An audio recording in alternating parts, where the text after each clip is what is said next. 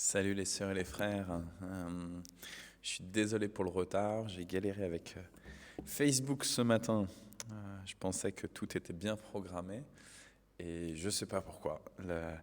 L'ordinateur était bien lancé et c'était Facebook qui faisait des siennes. Mais gloire à Dieu aujourd'hui et pour l'éternité, puisque on arrive avec l'aide de son esprit, à s'organiser et à être connectés ensemble à nouveau ce matin. Je le bénis, notre Dieu, notre Père, de ce qu'il a envie de prendre soin de nous pendant toute cette semaine sainte, de nous stimuler, de nous encourager en étant ensemble les uns avec les autres et avec lui évidemment. Il est présent au milieu de nous, il nous laisse pas tomber, il veut nous livrer tout son amour, il veut nous parler. Et donc, peuple du Seigneur, écoute, c'est le Seigneur lui-même qui t'invite à sa suite. Sœurs et frères, je vous propose de commencer avec un temps de prière. Salut Roselyne, un temps de prière avec le psaume, bonjour Patrick, avec le psaume numéro 19. Le ciel raconte la gloire de Dieu. Toutes les étoiles annoncent ce qu'il a fait. Chaque jour raconte cela au jour suivant. Chaque nuit le fait connaître à la nuit qui la suit. Ce n'est pas un discours, il n'y a pas de parole, aucun son ne se fait entendre. Mais leur message parcourt toute la terre et il se répand jusqu'au bout du monde. Là-haut, Dieu a planté une tente pour le soleil. Le matin, celui-ci est comme un jeune marié qui sort de sa maison. Il s'élance comme un champion heureux de courir sur la route. Il se lève à un bout du ciel, à l'est évidemment. Il termine sa course à l'autre bout. Et rien n'échappe à sa chaleur, à la chaleur du soleil, cette création de Dieu. La loi du Seigneur est parfaite, elle redonne la vie. Les ordres du Seigneur sont clairs, il donne la sagesse aux ignorants. Les exigences du Seigneur sont justes. Ces exigences du Seigneur juste rendent le cœur joyeux. Les commandements du Seigneur donnent la lumière, ils permettent de voir clair. Le respect du Seigneur est une chose très belle. Le respect du Seigneur reste sans cesse valable. Les décisions du Seigneur sont vraies et elles sont toujours ça veut dire éternellement, elles sont toujours valables, elles sont sans cesse valables. Elles sont justes. Elles sont plus précieuses que l'or, que beaucoup d'or pur. Elles sont plus délicieuses que le miel le plus doux. Ainsi, tes décisions m'avertissent, moi, ton serviteur. Bonjour Louise. Si je les garde, tes décisions, Seigneur, j'aurai une belle récompense. Qui peut connaître ces erreurs? Pardonne-moi les fautes que je ne vois pas. Éloigne de moi les orgueilleux, qui n'aient, les orgueilleux, aucune influence sur moi, Seigneur. Ainsi, je serai sans défaut. On ne pourra pas m'accuser de fautes graves. Qu'elles te fassent plaisir, les paroles de ma bouche et les pensées de mon cœur. Seigneur, tu es mon solide rocher, tu es mon défenseur. Gloire au Père et au Fils et au Saint-Esprit. Il est le seul Dieu, le Dieu unique, d'éternité en éternité. Amen. Oui, Seigneur notre Dieu, Nous l'avons entendu dans ce psaume numéro 19. Tes décisions sont justes, elles sont véritables, elles sont parfaites et elles réjouissent notre cœur. Ce matin, en ce milieu de Semaine Sainte, dans ces quelques jours qui nous séparent du Vendredi Saint, commémoration de la mort de ton Fils, dans ces quelques jours qui nous séparent du dimanche de Pâques, mémoire de la résurrection de ton Fils, de sa victoire sur toute mort. Nous te bénissons, Seigneur, pour tous tes commandements. Nous voyons, Seigneur, combien l'écart est grand entre tes exigences parfaites, saintes, et notre comportement, nos pensées, nos paroles, celles en pleine lumière, comme celles que l'on dit dans l'obscurité, cachées. Seigneur notre Dieu, nous te supplions, toi, avec tes justes décisions, accueille-nous malgré tout et pardonne-nous. Parle-nous au nom de ton Fils Jésus-Christ. Amen. Sœurs et frères, je vous invite à chanter. Je vais aller derrière l'ordinateur pour mettre nos chants.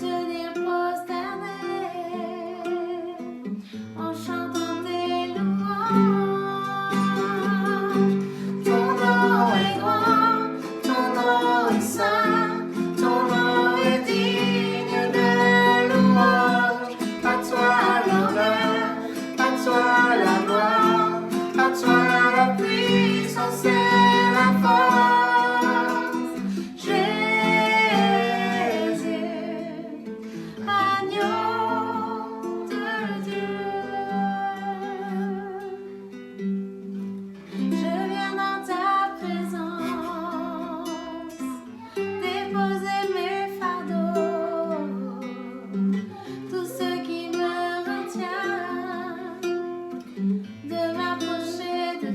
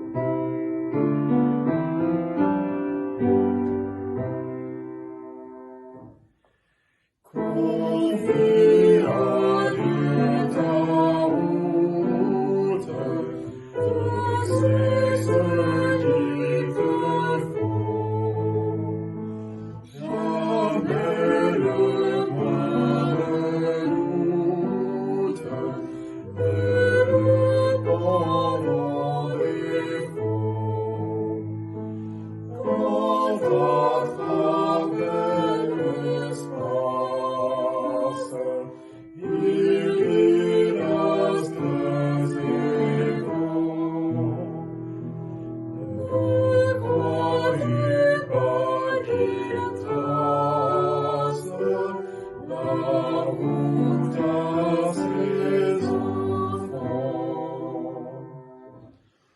Tout chemin qu'on t'impose peut devenir le sien.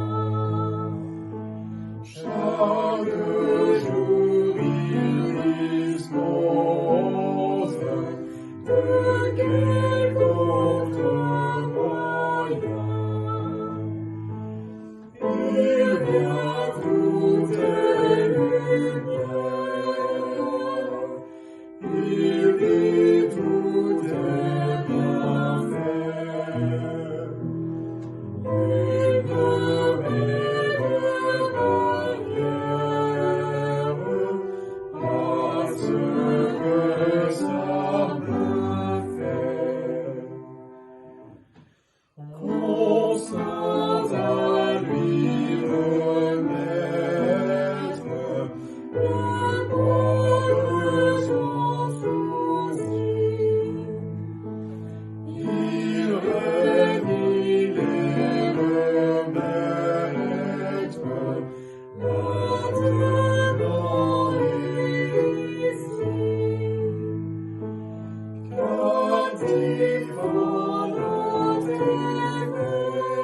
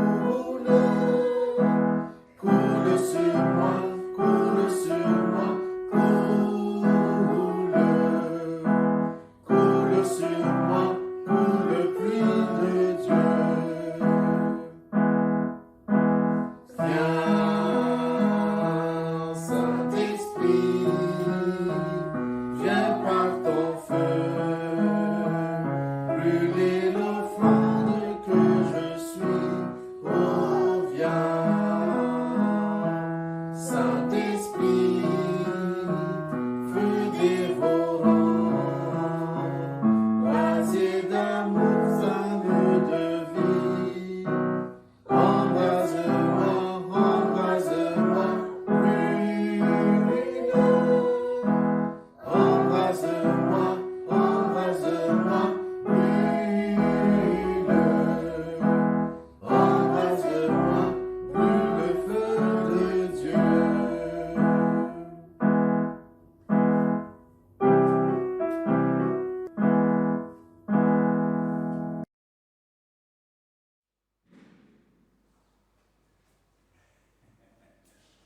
Ça change de Saint-Germain-en-Laye, en effet, Orphée. Voilà, c'est une joie que tu aies pu nous rejoindre, Orphée, avec les sœurs et les frères. Salut Tilane, qui sont connectés avec nous. Et Orphée qui était devant la porte et qui se disait « Mais mince, est-ce qu'il se passe quelque chose pas ?» Et puis tu as entendu la louange. C'est une grâce que tu sois venu de Saint-Germain-en-Laye jusqu'ici à Mantes. Merci vraiment, Orphée.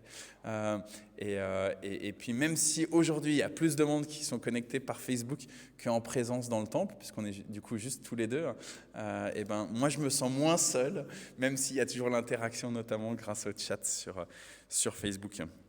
Alors depuis lundi, sœurs et frères, on a commencé à lire chaque jour le même passage biblique dans l'Évangile selon Saint Luc, et nos méditations, elles portent sur un verset de l'ensemble de ce passage. Orphée, si tu veux, tu as une Bible juste à côté de toi, tu vois, à côté du clavier.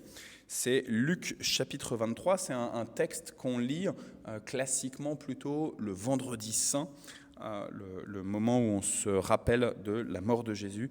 Luc chapitre 23, à partir du verset 26. Les soldats emmènent Jésus.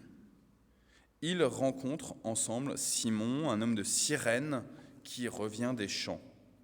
Ils obligent Simon à mettre la croix sur son dos pour qu'il la porte derrière Jésus. Une grande foule suit Jésus. Des femmes pleurent, sont dans le deuil à cause de lui. Jésus se retourne vers ces femmes et il leur dit « Femmes de Jérusalem, ne pleurez pas à cause de moi. Au contraire, pleurez à cause de vous et de vos enfants. Oui, le moment va venir où on dira « Elles sont heureuses, les femmes qui ne peuvent pas avoir d'enfants, celles qui n'ont jamais eu ou qui n'ont pas allaité de bébé. » Alors, les gens se mettront à dire aux montagnes « Tombez sur nous » et aux collines « Cachez-nous ». En effet, si on fait du mal à l'arbre vert, qu'est-ce qu'on fera donc à l'arbre mort ? On emmène aussi 2 autres hommes, des bandits, pour les faire mourir avec Jésus. Ils arrivent, tous là, toute la foule, à l'endroit appelé le Golgotha, le crâne, et là, les soldats clouent Jésus sur une croix. Ils clouent aussi les 2 bandits, l'un à sa droite et l'autre à sa gauche. Jésus dit « Père, pardonne-leur, ils ne savent pas ce qu'ils font. » Les soldats tirent au sort pour savoir qui aura ces vêtements, puis ils les partagent entre eux. Le peuple est là, il regarde. Les chefs des Juifs se moquent de Jésus en disant « Il a sauvé les autres !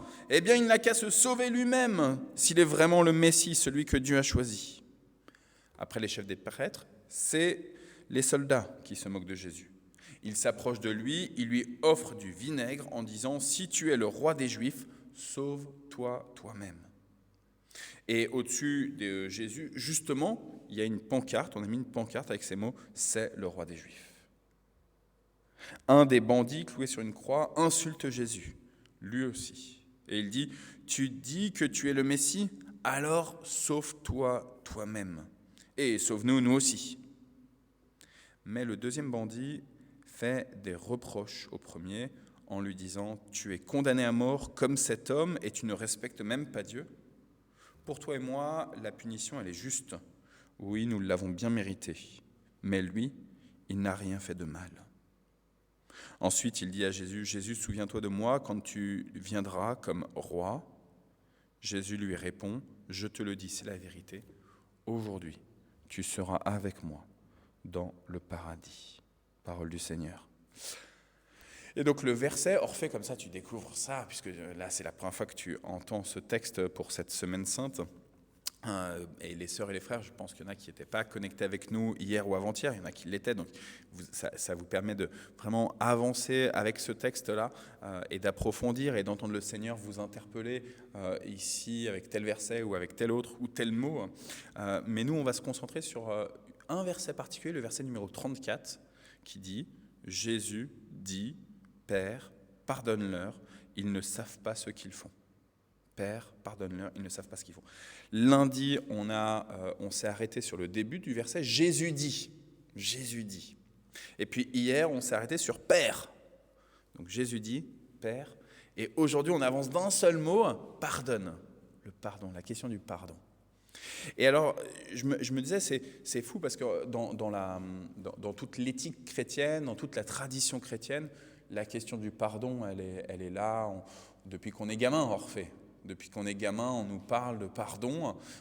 Et même quand on est dans un milieu non chrétien, il y a une telle influence de la foi chrétienne, du christianisme, de la chrétienté, que du coup, on nous apprend dans une ère de jeu, alors qu'il y a quelqu'un qui nous bouscule près du toboggan ou quelque chose, on nous apprend non pas à venir et à cogner, mais à pardonner. Être sans cesse dans une démarche de pardon, et on grandit, et du coup, on grandit à la fois avec cette injonction à pardonner, cette obligation à pardonner, tu dois pardonner, si tu pardonnes pas, c'est que tu es une mauvaise personne. Et encore plus en christianisme, si tu pardonnes pas, c'est que tu es un mauvais chrétien. Donc une vraie injonction, une vraie obligation à pardonner, mais du coup, en même temps, on grandit aussi avec une énorme culpabilité, un poids immense sur nos épaules, sur notre conscience, parce que la réalité est qu'on a du mal à pardonner. On a du mal. C'est pas facile de pardonner. Et on est tiraillé avec cette exigence de Dieu, pardonne, et cette réalité qu'on reste bloqué face à nos désillusions, face aux sentiments d'injustice, face aux vraies injustices aussi, qui ne sont pas forcément des sentiments, mais des vraies injustices que l'on subit, et on se retrouve tiraillé. Venez à moi, vous tous qui êtes fatigués et chargés, dit le Christ Jésus, et je vous donnerai du repos. On est tiraillé et on est fatigué. Fatigué de devoir pardonner et fatigué de ne pas y arriver. Ce qui est intéressant, là, dans ce moment précis de cette passion du Christ, c'est que Jésus ne dit pas « je vous pardonne ». Il n'est pas dans une démarche alors qu'il est cloué sur cette croix.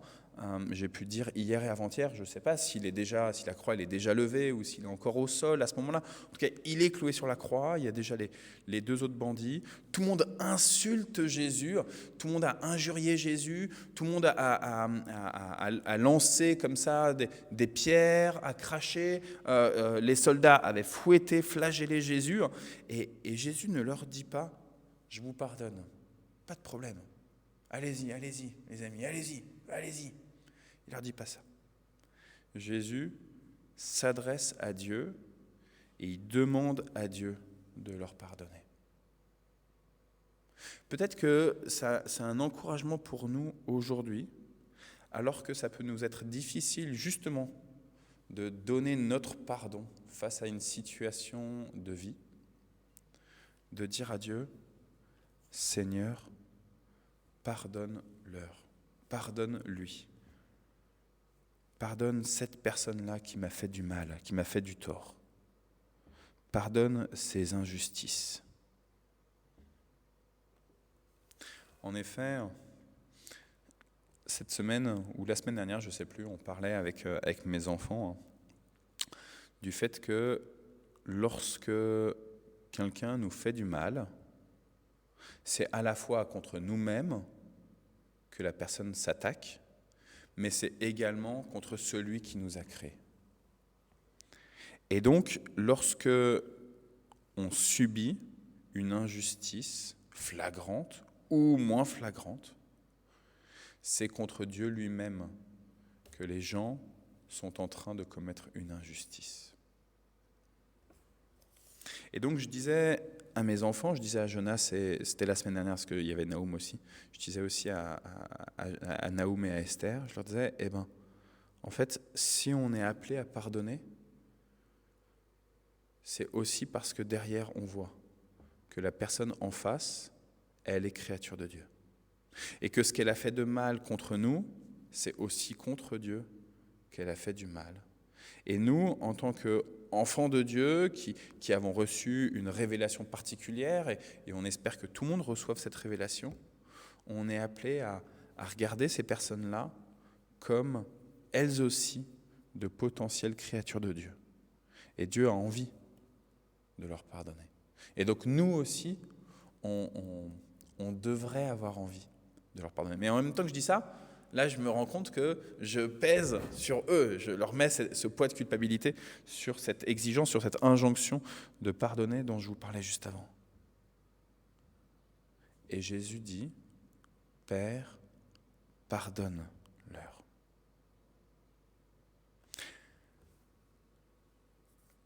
Le verbe pardonner en grec, on nous a souvent dit, c'est remettre une dette dans le Notre Père. Pardonne-nous nos offenses. Il faut lire ça comme remets-nous notre dette. On a une dette envers toi, Seigneur Dieu, et donc on te demande de l'effacer. Lorsque j'ai pris mon dictionnaire biblique, j'ai vu que le terme qui est utilisé, il est, à mon sens, beaucoup plus fort, beaucoup plus puissant que remettre une dette, que la mettre à zéro. Il est beaucoup plus fort parce que c'est aussi le même verbe qui est utilisé quand il y a une rupture d'alliance complète. En particulier au moment d'un mariage. Quand il y a un divorce, qu'il y a une séparation totale entre deux âmes qui ont fait plus qu'une seule âme, deux corps qui ont fait plus qu'une seule chair, au moment où il y a une rupture ou une répudiation, un divorce, c'est ce même verbe qui est utilisé. C'est pas simplement l'homme qui aurait une dette envers sa femme et qui dit « Ok, je te remets tes dettes », ou la femme qui aurait une dette envers son mari qui dit « Ok, je te remets tes dettes, je compte pour rien ». Il y a une question aussi de dire maintenant, on redivise complètement, on se sépare, on fait on fait une brèche dans l'alliance qui avait été conclue. Pourquoi est-ce que c'est intéressant sur cette question de pardon ? C'est parce que, en fait, ce que Jésus essaye de dire à Dieu et dit à Dieu, et il essaye de nous dire à nous,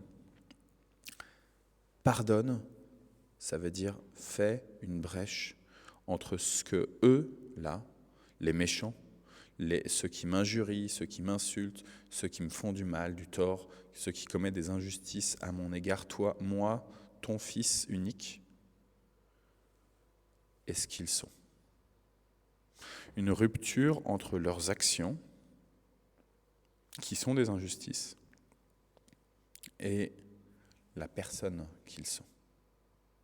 Une séparation totale. Nous, en tant qu'humains, on a du mal à faire des séparations. Orphée, si tu as dit des paroles, si tu as fait des gestes, des actes, etc., si un lundi on s'est vu à Saint-Germain-en-Laye ou un autre jour de la semaine, et si tu te comportes d'une manière ou d'une autre, je vais retenir et je vais même te mettre dans une petite catégorie. Je vais me dire, Orphée, il correspond à ces actes-là. Et Orphée, quand tu vas au groupe des 18-30 ans, maintenant, j'ai découvert que c'était plus le groupe des 18-25, mais le groupe des 18-30 ans. Quand tu vas au groupe des 18-30 ans, je vais avoir une tendance humaine de te lier sans cesse à tes actions. Et Jésus dit, Père, bonjour Marthe, Père, pardonne-leur. crée une rupture entre ce que la personne elle a pu commettre comme vraie injustice et la personne elle-même. Et ça va permettre quoi? Eh bien, ça va permettre justement un rétablissement de l'individu.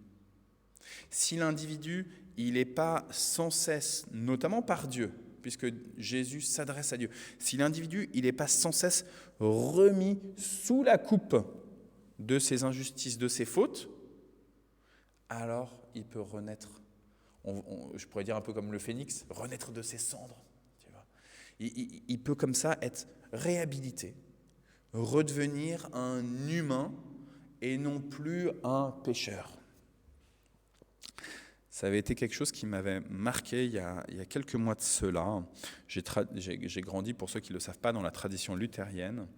Et dans la tradition luthérienne, on aime bien cette formule de Martin Luther qui dit que l'homme, il est à la fois pécheur et en même temps justifié, à la fois pécheur et en même temps rendu juste, mais toujours dans ce à la fois, dans ce en même temps très macronien, dans ce à la fois pécheur et en même temps justifié, il est toujours repentant. Et moi, j'avais été très marqué depuis mon enfance par ce en même temps de Martin Luther. Et en fait, je pense qu'il y a quelque chose qui n'est pas tout à fait juste. Salut ma cousine Sophie, c'est un plaisir que tu sois connectée avec nous. Et il y a quelque chose qui n'est pas juste, parce qu'en fait, Dieu, quand il agit pour nous absoudre de notre péché, eh ben, il fait qu'on n'est plus dans le en même temps. Il fait qu'on n'est plus dans le à la fois pécheur et en même temps justifié. Il nous a rendus justes. Et il a créé cette rupture dont je viens de parler là, avec ce mot qui veut dire pardonne, pardonne-nous. Il a créé une rupture entre ce qui est du péché et l'homme, la créature nouvelle que nous sommes. Oui, sœurs et frères, vous êtes désormais par Christ, en confessant Christ, jour après jour, vous êtes désormais des saintes et des saints. Pas besoin à ce que l'Église vienne vous canoniser en disant « Saint Orphée » maintenant, parce qu'il a fait des miracles au-delà de sa vie terrestre. Il n'y a pas besoin de ça, en fait, pour être déclaré sainte et saint. On n'a besoin que d'une seule chose, c'est du pardon absolu de Dieu. Et ce pardon, il est manifesté en Christ, par Christ, au moment même où, dans cette lecture, il est sur la croix, sur le mont du Golgotha, sur le mont du crâne. C'est une bonne nouvelle? C'est une bonne nouvelle que cette rupture. Je ne suis pas, parce que je suis pardonné par Dieu, je ne suis pas mis sous la coupe de mon péché. Je suis délié de ce fardeau, de ce poids qui pesait sur mes épaules. Donc je répète les deux éléments qu'on a mentionnés pour l'instant sur ce pardon. D'abord, Jésus demande à Dieu de pardonner ceux qui lui font du tort. Ce n'est pas Jésus lui-même qui dit du haut de son propre orgueil, je vous pardonne les amis. Il demande à Dieu, le Père, pardonne-leur, pardonne-leur. Quand on n'a pas la force de pardonner, pas de problème, on peut demander à Dieu, pardonne-leur. Je n'ai pas la force, Seigneur, tu le sais. Je suis là avec humilité devant ton trône, devant ta face, mon Dieu, mon Père, et donc je te demande, pardonne-leur. Donc ça, c'est le premier point. Et le deuxième point, c'est le fait que la personne pardonnée, elle est complètement déliée de son péché. Du coup, c'est face à moi une créature nouvelle que j'ai, une personne que je ne peux plus mettre sous la coupe de son péché. Du coup, la conséquence de cette personne nouvelle, sainte, qui est devant mes yeux, c'est que je peux la regarder comme une créature aimée de Dieu et désireuse et désirée par Dieu de relations nouvelles avec moi sur de nouvelles bases, une nouvelle fondation. Dernière chose, Jésus, il est sur cette croix, il demande à Dieu, Père, pardonne-leur. Il ne s'adresse pas directement à ceux qui lui font du tort. Et pourtant, tout en priant Dieu, évidemment, Jésus devient témoin auprès de ces personnes-là de ce qu'il est en train d'accomplir. C'est ce que le bandit entend. Le bandit, celui qui ne l'insulte pas, ce que le bandit entend et qui dit « Jésus, souviens-toi de moi quand tu viendras comme roi. » Le bandit voit déjà que Jésus est le roi qui arrive alors même que le Christ est sur cette croix. Il perçoit déjà que Jésus est venu de manière glorieuse, élevée, prêt à offrir de la part de Dieu le pardon et la vie en abondance. Amen. Alors, lundi, quand on a pris un temps d'intercession, puisque la méditation portait sur le Jésus dit, on a prié pour tous ceux qui proclament l'Évangile, tous les pasteurs, tous les évangélistes, tous les missionnaires, mais aussi plus largement toute l'Église, pour qu'elle ait plus de courage pour annoncer Christ, annoncer la bonne nouvelle du Christ, que ce soit en parole, en prédication. Quand on ira au parc Monceau samedi avec le groupe des 18-30 ans, Orphée, je ne sais pas si vous allez proclamer l'évangile au parc Monceau, on verra. C'est à 13h samedi, c'est ça ? À 13h au parc Monceau, si ma mémoire est bonne. Mais aussi prêcher l'évangile en actes. En agissant justement, non pas dans du péché, mais en agissant comme on est appelé à être chrétienne et chrétien. Donc on avait prié sur ce point-là.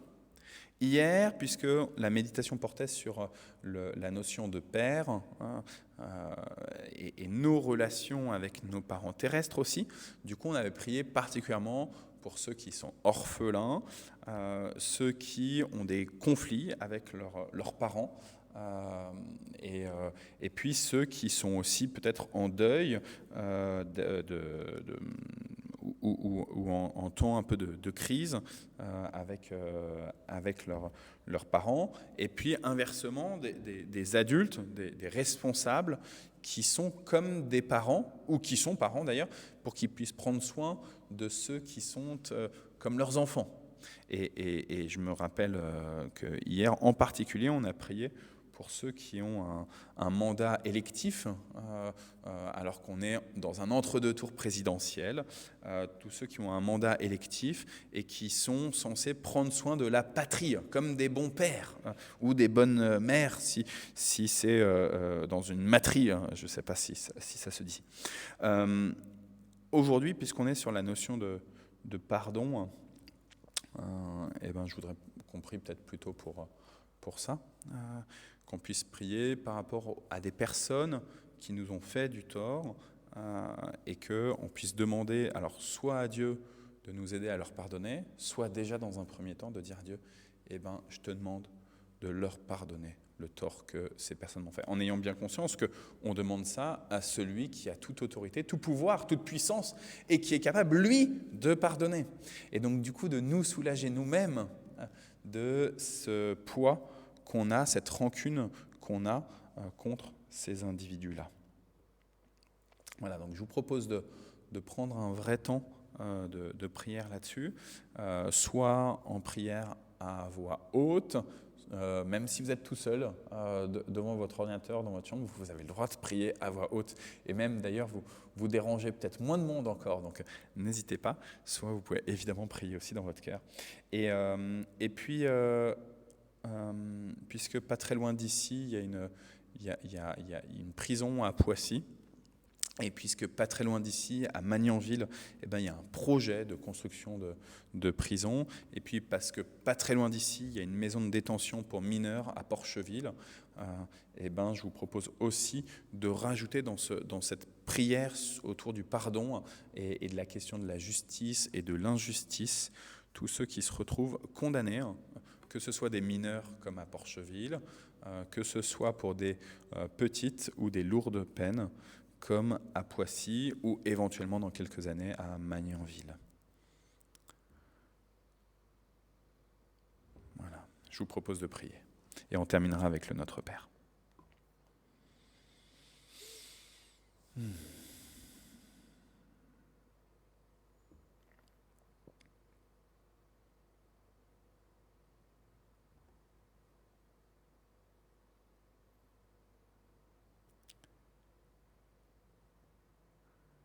Seigneur notre Dieu, tu sais que dans cette société, on se retrouve avec des personnes que nous n'avons pas choisies dans notre environnement, nos voisins, nos collègues, nos camarades. Beaucoup de gens autour de nous, dans les transports, dans la rue, chez les commerçants, dans nos lieux d'activité, occasionnelles ou régulières. Il y a des gens avec qui nous ne nous entendons pas. Il y a des personnes avec qui on a un historique de vie qui est lourd, compliqué. On leur en veut. C'était peut-être hier, c'était peut-être il y a quelques mois ou quelques années. Et notre rancœur, notre amertume, Seigneur, elle pèse. Elle pèse sur notre âme, elle pèse peut-être même sur notre corps, peut-être qu'on somatise à cause de cette rancœur, de cette amertume. Elle pèse aussi sur notre esprit.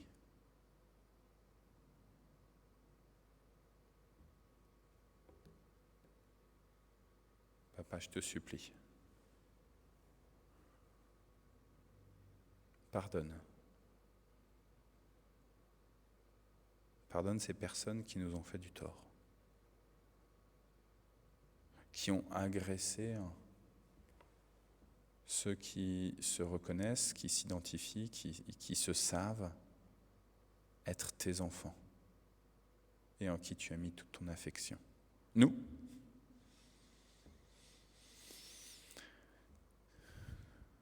te supplions, Seigneur, pardonne ces malfrats, ces malheureux.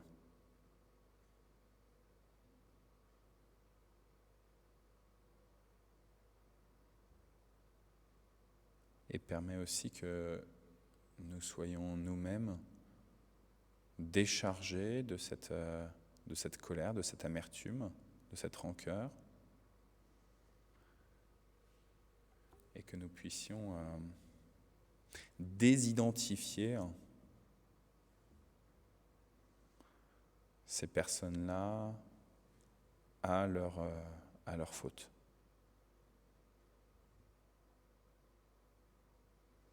Oui, donne-nous de rompre dans notre conscience entre ce que ces gens nous ont fait et ce qu'ils sont eux-mêmes, appelés à être des créatures merveilleuses, appelés à être tes enfants bien-aimés.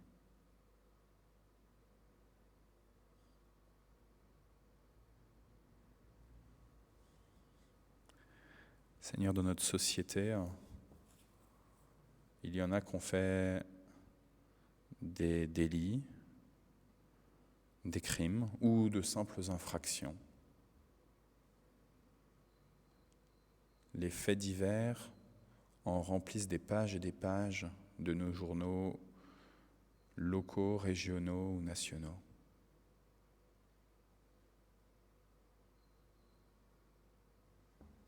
te supplions, Seigneur, pardonne-leur. Remplis-les de ton esprit pour qu'ils puissent porter un regard sur ce qu'ils ont commis, qui soit un regard de justice, de vérité, de mise en lumière,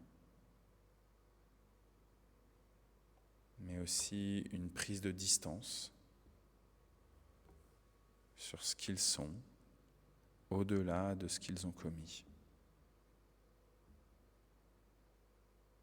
Nous te supplions pour tous ceux qui sont en charge de la justice dans notre pays, en particulier le garde des Sceaux, mais aussi tous les magistrats, avocats.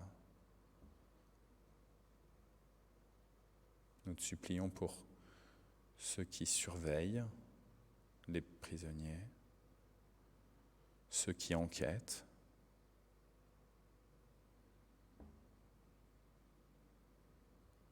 Donne à tous l'occasion de te parler à toi, notre Père, et à te supplier, pardonne à tous ces condamnés. Oui, Seigneur notre Dieu, nous supplions à ta grâce, à ton indulgence, à ta miséricorde, par l'action de ton Fils, Jésus-Christ. Oui, tu l'as envoyé sur la croix, sur le Golgotha, pour que ta grâce s'accomplisse. Pardonne, Seigneur, et aide-nous, nous aussi, à pardonner. Et ensemble, nous te disons la prière que ton Fils nous a enseignée. Notre Père qui es aux cieux, que ton nom soit sanctifié, que ton règne vienne, que ta volonté soit faite sur la terre comme au ciel. Donne-nous aujourd'hui notre pain de ce jour. Pardonne-nous nos offenses, comme nous pardonnons aussi à ceux qui nous ont offensés. Et ne nous laisse pas entrer en tentation, mais délivre-nous du mal, car c'est à toi qu'appartiennent le règne, la puissance et la gloire, pour les siècles des siècles. Amen. Voilà, sœurs et frères, il est 10h53. On a réussi à tenir notre timing de maximum 11h. Donc gloire à Dieu. Merci vraiment à tous ceux qui nous ont rejoints sur Facebook. C'était une grâce de partager ce temps de ce mercredi saint avec vous. Merci à toi, Orphée, d'avoir bravé la route entre Saint-Germain-en-Laye et Mantes pour venir à mes côtés. Comme ça, je vais te faire visiter aussi le temple de Mantes, puisque c'est la première fois que tu viens ici. Demain, pour ceux qui le veulent, qui ont la possibilité de venir jusqu'ici à Mantes, on va célébrer la Sainte Seine, puisque on sera le jeudi saint, la veille du vendredi saint, jour où Christ a été crucifié, et donc dernier jour où il a célébré la Seine, le repas de Pessah, le Seder de Pessah, on appelle ça, avec ses disciples, vous savez, dans cette chambre haute. Et donc, en plus d'avoir un temps de méditation sur... Alors, je vous donne aussi, je spoil un tout petit peu, là on a fait sur pardonne. On a commencé à parler de à qui on a à pardonner, mais on va continuer à travailler sur ce leur, justement, à qui, de qui parle Jésus quand il dit « pardonne-leur ». Donc, on va méditer là-dessus. Et puis, donc, on aura aussi la Sainte Seine qu'on va célébrer. Il devrait y avoir un peu plus de monde dans le temple demain matin. Il y en a plusieurs qui m'ont dit qu'ils allaient nous rejoindre. Mais évidemment, vous pouvez aussi vous connecter. Et vous pouvez aussi, si vous avez une église pas très loin de chez vous, que ce soit une église protestante ou catholique, je pense qu'il y aura un repas de Sainte Seine, un repas d'Eucharistie, de messe, dans ce lieu-là pour le jeudi saint 2022. Voilà. Que le Seigneur vous bénisse, vous inonde de son esprit, de grâce, de miséricorde en ce mercredi saint. Voilà. Bon mercredi, j'allais dire bon jeudi.